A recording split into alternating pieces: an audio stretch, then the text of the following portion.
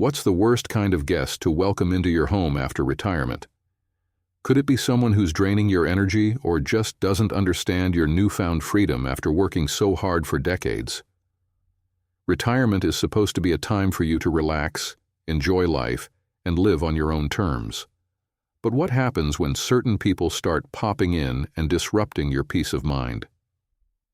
Today, I'm going to share with you the 7 types of guests you should avoid after retirement, and I'll explain why they can affect your mental and emotional well-being. These aren't just random guests. These are the ones that can really take a toll on your joy and contentment in this special stage of life. But first, let's hear what happened to Mr. Williams. So stay tuned as we dive into these guest types, because your time and peace after retirement are precious. Guest number 1, the guilt trip visitor. Mr. Johnson, a 72-year-old retiree, had always been a dedicated father, always putting his family first. However, after retiring, he found that he had developed a new routine, a slower pace of life filled with peaceful afternoons and quiet evenings. He wasn't a social butterfly, and that was okay with him. But every time his daughter visited, it seemed like there was an unspoken pressure to be more social, to do more, and to be involved in more activities than he was comfortable with. One afternoon, his daughter came over, and as usual, the conversation veered into his lack of social life. She would mention how isolated he seemed, how he should be going out more, meeting people and attending events. "Dad, you need to get out more.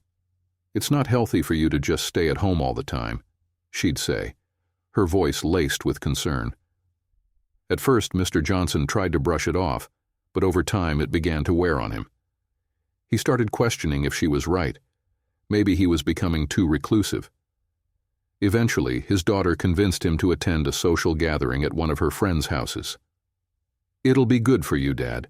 You'll have a great time," she insisted. Reluctantly, Mr. Johnson agreed, feeling the weight of his daughter's expectations. But what was meant to be a pleasant evening quickly turned into an exhausting ordeal. The noise, the chatter, the crowd, it was all too much. He found himself checking the time, eager to leave but not wanting to disappoint his daughter. By the time he got home, Mr. Johnson was drained, irritated, and regretting his decision. The event had not been enjoyable, and he couldn't shake the feeling that he had let himself be pushed into something he didn't want to do. Worse still, he realized that his daughter's well-meaning advice had made him feel guilty for simply choosing to live life at his own pace. The constant guilt trips, he realized, were stealing his peace. This scenario is all too common among retirees, who often find themselves trying to meet the expectations of family members, even if it means sacrificing their own happiness and well-being. After a lifetime of working hard and making compromises, retirement should be a time to reclaim your time and make choices that align with your own needs and desires. Yet there are those who, knowingly or unknowingly, impose their vision of what retirement should look like onto you. The lesson here is simple. After retirement, your time should be yours to enjoy, not for fulfilling others' expectations. Avoid guests who make you feel guilty for living life on your own terms. Your peace, your routine, and your personal space are the true rewards of retirement. Don't let anyone take that away from you, no matter how well-intentioned they might be. Guest number 2, the freeloader. Miss Thompson, a 70-year-old retiree, had always been known for her kind heart and willingness to help others. So when an old colleague of hers reached out, saying he had fallen on hard times, she didn't hesitate to offer him a place to stay. He was going through a rough patch and just needed a temporary place to get back on his feet. Miss Thompson, being the compassionate person she was, agreed without a second thought. She thought she was doing a good deed, helping someone who had been there for her during her working years, but what started as a short-term favor quickly turned into something far more overwhelming. Weeks passed, then months, and her colleague seemed to show no signs of leaving.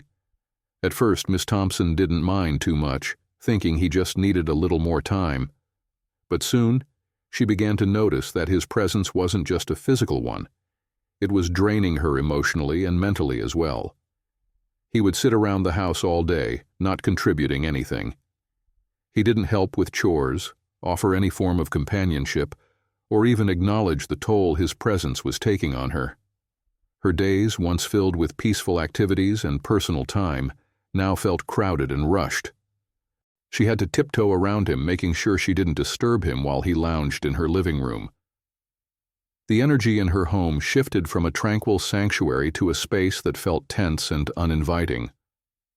What was supposed to be a restful and fulfilling stage of life was now overshadowed by the weight of someone else's burdens. Miss Thompson started to feel like a guest in her own home, walking on eggshells, trying not to upset him. One evening, as she was sitting down to enjoy a quiet dinner, Miss Thompson had an epiphany. Her colleague, sitting across from her, barely noticed her efforts to make the evening pleasant. He was distracted by his phone, not even engaging in conversation. That's when she realized how much of herself she had given away. She had opened her home and heart, but had received little in return. He was, in every sense, a freeloader, not just physically occupying her space, but emotionally and mentally draining her as well. This experience taught Miss Thompson a crucial lesson. While it's important to help others, especially those in need, it's just as important to set boundaries and protect your own energy. Retirement is a time to enjoy the fruits of your labor, not to play host to people who contribute nothing but take everything. Over time, the weight of having someone in her home who didn't contribute, either physically, emotionally, or mentally, wore her down. It was a harsh but necessary realization for Miss Thompson to protect her peace. The lesson here is clear. It's vital to protect your space from people who never contribute, whether it's through shared responsibilities, emotional support, or even just a mutual respect for your time and energy. After retirement, your home should remain a sanctuary, a place where you can recharge and enjoy life without feeling drained by the demands of others. Don't let anyone take advantage of your kindness to the point where it harms your well-being.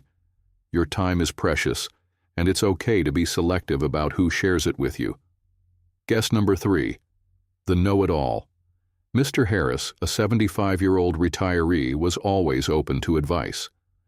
After years of hard work, he had accumulated a wealth of life experience and had learned that sometimes even a little input from others could help you see things from a new perspective. However, there was one particular guest he started to dread: his cousin George. Every time George came over, it didn't matter what the occasion was. What started as a friendly visit quickly turned into a one-sided lecture. George, always brimming with self-assurance, would launch into long monologues about everything, from the latest health fads to what he thought was the correct way to manage retirement. Whether it was about diet, exercise, or even the best hobbies to take up after 70, George had an opinion on it all. Mr. Harris would nod politely, trying to interject with his own thoughts or stories, but George was never one to pause for long enough to let anyone else speak. It became a regular occurrence, with Mr. Harris feeling like he was no longer having a conversation, but merely listening to a never-ending stream of unsolicited advice. At first, Mr. Harris chalked it up to George being passionate about sharing his ideas. He thought that maybe it was just a phase and that things would go back to normal. But over time, it became clear that George didn't see Mr. Harris as an equal. He didn't listen. Instead, he constantly interrupted and spoke over him, turning every conversation into a one-way street. Mr. Harris began to feel more and more exhausted after these visits, not because of any physical activity, but because of the emotional drain that came with being talked at rather than with.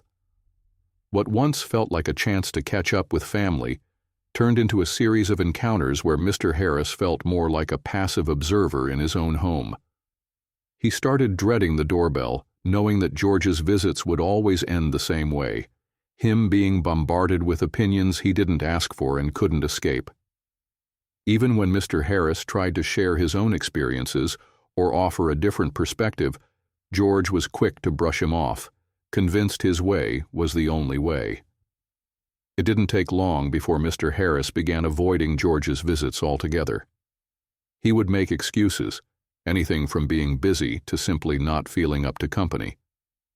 He realized that his home, which should have been a place of peace and personal reflection, had become a space where he was robbed of his voice. The last thing Mr. Harris wanted in his retirement years was to feel dismissed and unheard in his own sanctuary. The lesson here is vital. It's crucial to limit the time spent with people who don't listen. Respectful conversations, where both parties share their ideas and experiences equally, are key to a fulfilling retirement. Mr. Harris learned that in his retirement years, he had the right to choose who he engaged with and how. There's no need to tolerate one-sided conversations that drain your energy and undermine your sense of self-worth. Retirement is a time to enjoy meaningful connections, not to endure endless lectures from those who think they have all the answers. Guest number 4, the chronic complainer. Miss Kelly, at 80 years old, had always valued her friendships and made it a point to stay connected with her old pals. One afternoon, she decided to invite her longtime friend Betty over for tea. It had been a while since they had spent quality time together, and Miss Kelly was looking forward to a pleasant, relaxing conversation. Little did she know Betty had a different idea of what the visit should entail. As soon as Betty sat down, the conversation took a turn. At first, it was the usual small talk about the weather and family, but soon it spiraled into a litany of complaints. "My back hurts again. I don't know how much longer I can deal with this. And don't even get me started on the state of the world today. Everything is falling apart." Betty sighed, her voice heavy with frustration. Miss Kelly listened politely, nodding. But within minutes, the conversation became overwhelming. It wasn't just about Betty's physical aches and pains. It was about everything: finances, politics, health issues, and the frustrations of daily life. The complaints seemed endless. Miss Kelly tried to steer the conversation in a more positive direction, mentioning her recent knitting project or a trip she had planned. But Betty wasn't interested in hearing about anything positive. Every suggestion was met with a rebuttal or an argument about why things were worse now than ever. "Knitting, huh? That's just a waste of time." "You should be doing something more productive," Betty remarked, dismissing Miss Kelly's interests. It felt like nothing Miss Kelly said could change the mood or stop the constant flood of negativity. The more Betty complained, the more Miss Kelly felt drained and frustrated. By the time Betty finally left, Miss Kelly was exhausted, not from the physical exertion of hosting, but from the emotional toll of hearing complaint after complaint. Her tea had turned cold, and her own energy had been completely depleted. She had invited Betty over for companionship, but instead, she had been met with a relentless barrage of negativity. The peaceful afternoon she had hoped for had been completely overshadowed by the weight of her friend's discontent. Miss Kelly realized that while it's normal to have bad days and vent about life's challenges, chronic negativity can be emotionally draining. Over time, constantly being around people who focus only on the negative can start to affect your own mindset. She had spent the rest of her day feeling deflated rather than uplifted. In her retirement years, Miss Kelly wanted to spend her time enjoying the peaceful moments she had worked so hard to earn, not entertaining a constant stream of complaints. The lesson here is simple. While it's okay to vent and share frustrations, chronic negativity can seriously impact your well-being. After retirement, protecting your peace from constant complainers is essential. Surround yourself with people who can lift you up, who bring balance to your life, and who can have constructive conversations. Life after retirement should be about embracing joy, contentment, and peace. It's important to set boundaries with those who continuously drain your energy with negativity so that you can fully enjoy the serenity you deserve. Guest number 5. The time tracker. Mr. O'Connor, 78, had always looked forward to his visits with his old friend Grace. They had been friends for decades, and he cherished the moments they spent together. He enjoyed sitting in his favorite armchair with a cup of tea, chatting about old memories and catching up on life. However, over time, Mr. O'Connor began to notice a subtle shift in Grace's behavior during their visits. It started with small gestures. She would glance at her watch every now and then, but soon it became more obvious. Grace began checking her watch more frequently, even mid-conversation. At first, Mr. O'Connor thought it might be a coincidence, but the more it happened, the more it became apparent that Grace wasn't truly present during their visits. She would hurry through their discussions, constantly glancing at the time, as if their meeting was just another appointment to get through. "Oh, it's getting late. I should really be going soon," she would say, even when the conversation was just getting started. It began to feel less like a friendly visit and more like a transaction, a ticking clock that kept overshadowing their time together. What bothered Mr. O'Connor most was that Grace's repeated time-checking made him feel unimportant. He couldn't help but feel as if she was rushing him, as though their friendship was just another task on her to-do list, something to be quickly completed before moving on to the next thing. Their once relaxed conversations had turned into pressured, time-bound exchanges. Mr. O'Connor started to notice that their visits weren't leaving him with the same sense of fulfillment as they once had. Instead of feeling uplifted and valued, he felt rushed and dismissed. One afternoon, as Grace glanced at her watch yet again, Mr. O'Connor had a moment of realization. He had invited her over for a nice, easy afternoon of conversation, but it was becoming clear that her visits were governed by a rigid sense of time rather than the joy of spending it together. He couldn't help but wonder if she felt the same sense of urgency about all her relationships, or if he had become just another person on her schedule rather than a valued friend. That was the moment when he decided he needed to reconsider these visits. He no longer felt that his time was being respected or appreciated, and he didn't want to continue investing his energy in situations that made him feel rushed. Mr. O'Connor soon realized that retirement was supposed to be a time of relaxation, not one defined by rigid schedules or the constant pressure of time. He had worked his whole life, and now, in his golden years, he wanted to cherish each moment without feeling like he had to watch the clock. He knew that if his time was going to be spent wisely, it should be with people who genuinely valued those moments and didn't treat them as mere obligations. The lesson here is clear. Avoid visitors who treat your time like a transaction. Retirement should be about relaxed, meaningful interactions with people who value your company and cherish the time you share. You've earned the right to spend your days at your own pace, savoring each moment without the pressure of someone's ticking clock in the background. Don't let anyone rush you through your well-earned peace. After all, your time is one of the most precious things you have left. Guest number 6. The nostalgia. Junkie Miss Rodriguez, 75, was a woman of vibrant energy and curiosity. She loved hosting her old friend Linda for long afternoons of tea and conversation. However, as the years went by, she began to notice a pattern. Every time Linda came to visit, the conversation seemed to circle back to the past, those old days they had shared years ago. It was as if Linda couldn't move forward. Every discussion inevitably became a remember when session. At first, Miss Rodriguez didn't mind. Nostalgia has its charm, and it was nice to reminisce about the good old days.